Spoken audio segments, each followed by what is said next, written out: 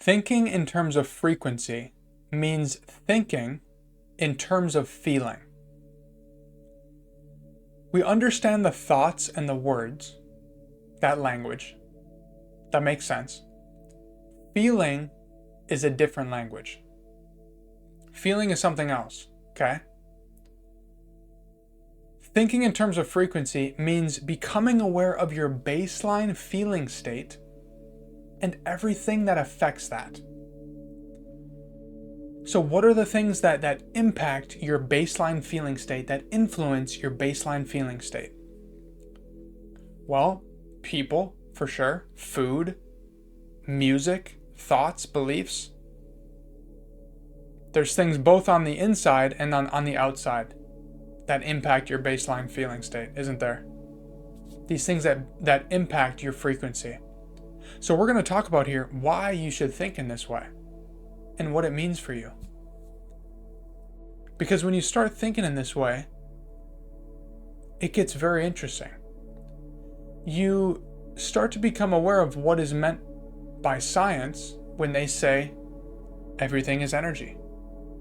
Everything has an energetic foundation to it, okay? Then you look over to religion and you start to get a sense there too for what is meant by God is everywhere. That God is in all things. Okay, energy. Okay, religion. And then you look over to philosophy and you start to get a sense for what is meant by all is mind, the universe is mental. So become aware of your frequency. In other words, become aware of your baseline feeling state, okay? And everything that impacts that. People. How do certain people make you feel? How does that person make you feel? If you actually take inventory of that, you'll notice it's always a positive or a negative. It's one or the other. That person makes you feel more like yourself, or they make you feel less like yourself. Music. Another huge one. Okay, music. That song you keep listening to. Be honest with yourself. Be honest with me here. That song you keep listening to, how does it make you feel? Does it make you feel more than? Does it make you feel powerful? Or does it make you feel less than? And heartbreak and that person and separation and You got to be honest with yourself. When you start thinking in frequencies, this gets interesting. You start to get a sense of your baseline energetic state. And music is an interesting one. How about food? Food. How does that food make you feel? Does it make you feel nourished? Does it make you feel good? Or does it make you feel inflamed?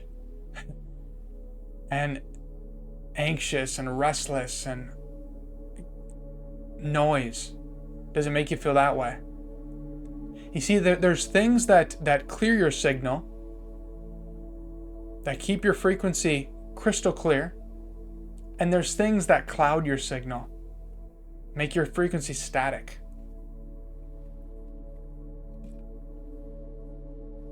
So become aware of these things. Now, what's another example? In 2021, I moved to Spain, and I use this story often because it's such a good reference. But I moved to Spain in 2021, and I didn't know anybody. I didn't know the language. I didn't know anything about the city, and I was moving to Spain to teach English, and I ended up doing that for 2 years. Now, when I got there, it was so overwhelming because I didn't know the language. There was so much going on. I was so overwhelmed. And there were so many people that I could have started hanging out with when I got there right away. When I arrived there, it was overwhelming. And my mind was just telling me, find some security, find people to hang out with, just look normal, start hanging out with people.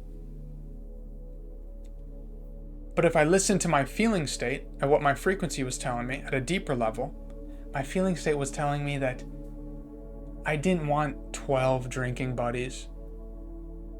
I didn't want to go party it up and have these surface level type relationships to start things off with my time in Spain, right? I wanted deeper, more meaningful relationships, so I stuck to that. It felt like a bold thing to do at the time because I felt very insecure and very new in this place. So I wanted comfort. But at a deeper level, I knew I wanted those more meaningful relationships. So I stuck to that. And I found those relationships. I built those relationships. I found those people. See, your mind is going to give you the short-term thing, the quick safety, the quick comfort. Your feeling state, your frequency, is going to give you the long-term move. So creating space between those people, that was an uncomfortable thing for me, right? I quietly created space and I asked more. I asked for something else. That's going to be a little painful. So when I first got to Spain, man, it was so overwhelming. But I became aware of these things impacting my feeling state. I became aware of how I felt about the thing. And I knew, if I was just being honest with myself, I didn't want those surface level relationships. I wanted something deeper and more meaningful, so I stuck to that.